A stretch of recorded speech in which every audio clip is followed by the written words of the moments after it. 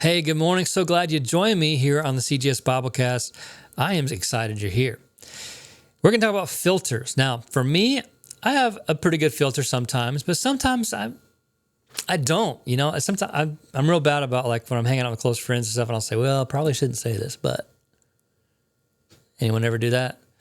Well, I'm trying to do really good about it. And if it comes to like pastoral stuff, that's something I will not pass, but that's a line I won't pass. But filters, by design and by definition, are designed to control what is allowed to pass through and what is stopped that's harmful. They regulate impurities that are found in water or maybe the gasoline in our car. If you make coffee in the morning, you put coffee grounds in it. You want them to stop all the coffee grounds from coming through.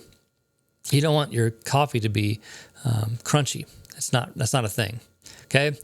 So they work wonders if they do great and if they're working, but if they fail, then you have a lot of problems. Things get through your fuel filter and into your engine, and you got big problems. And know that because the boat has taught me a lot about fuel, and there's a lot of problems that can happen with the fuel systems in your boat or your car or whatever.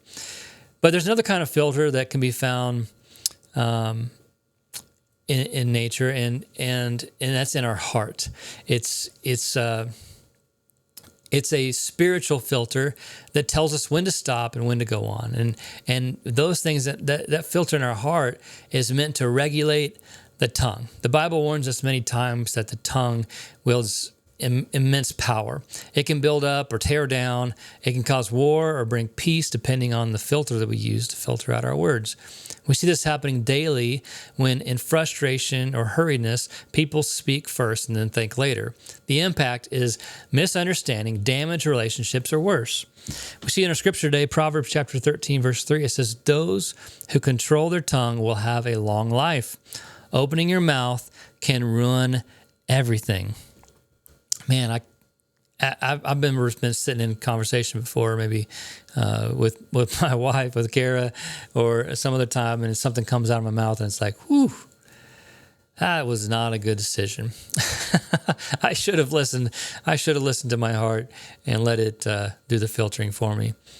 We could argue that this unseen filter of the tongue is the most valuable filter that you can have. It can help us choose words wisely as we speak the truth in love, or we can let it communicate or listen for us. Sometimes it's saying, just stop and listen.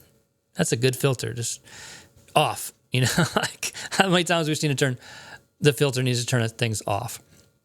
But the only way to truly secure this filter effectively is when we surrender our filter to God, letting Him have complete control of our life.